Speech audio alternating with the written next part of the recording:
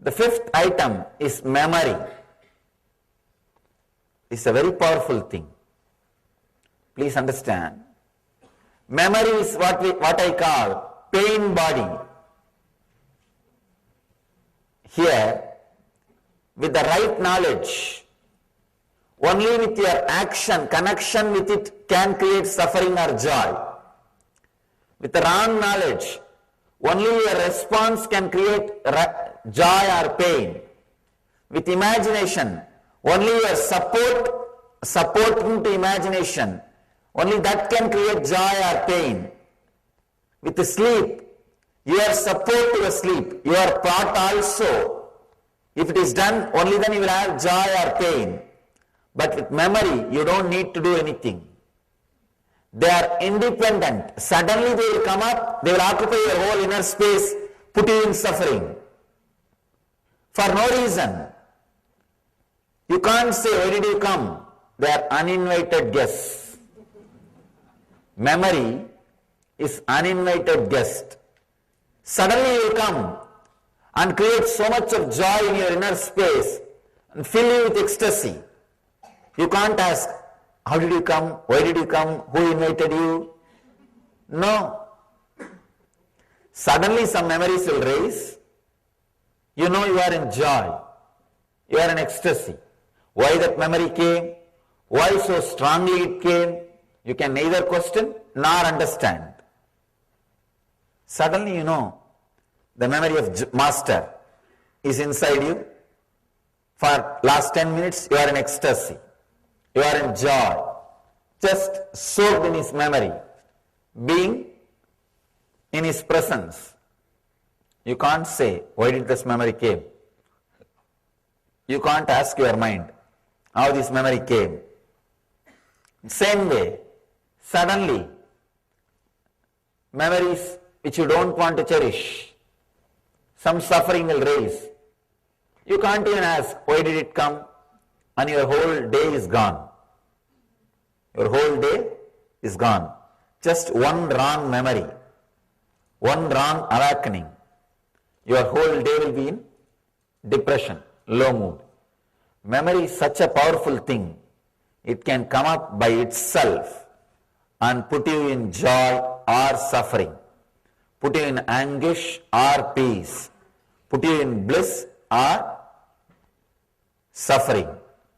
It can lead you to anything on its own, by its own right. It doesn't need cooperation from your side. Right knowledge, wrong knowledge, imagination and sleep needs cooperation from your body and mind. All the other four things, your body and mind needs to cooperate.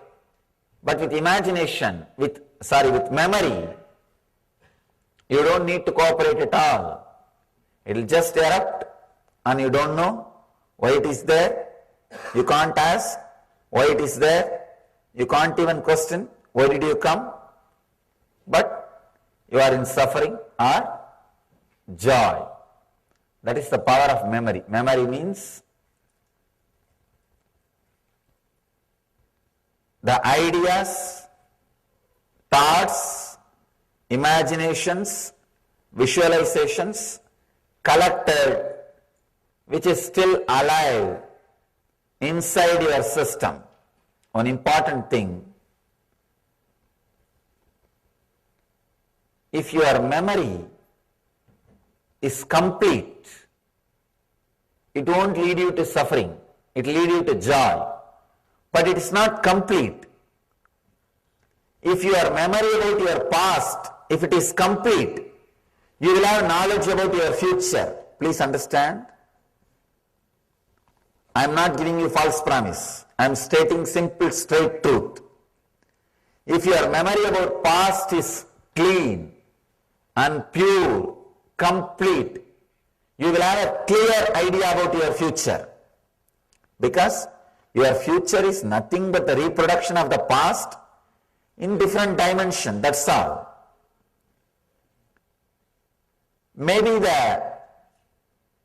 some of the quantity will be different, but basic structure will be the reproduction of your past. The earlier you might have had one car in the past, the future you may have few cars, but the future is going to be the reproduction of the past. But the big problem is we don't even have the right idea about our past. We remember our past only after editing. If you think your whole life is suffering, as we usually think, you will edit and connect only all the suffering incidents. And you will think your whole life past was suffering. That one idea is enough to feel, to imagine, to visualize, to think your whole life was suffering. The memory, it is not a right memory, it's a wrong memory. Same way, if you think your whole life is joy, again you will edit, cut, fix, paste and see your whole life as joy. You will connect all the joyful incidents, memory, and start seeing your whole life as joy. We never comprehend. We don't have the complete memory. We don't look at the past as it happened. We don't smell the past as it happened, as it is. If you have a simple, straight idea about the memory, past, a simple, straight, clear idea, you will have simple, straight, clear idea about the future. Your miscomprehension, your wrong idea about the past is responsible for the wrong idea about the future.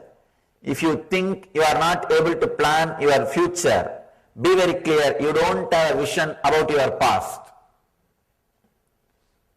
Any incident happened in the past adds some juice to your being, understanding to your being, awareness to your being, knowledge to your being, experience to your being.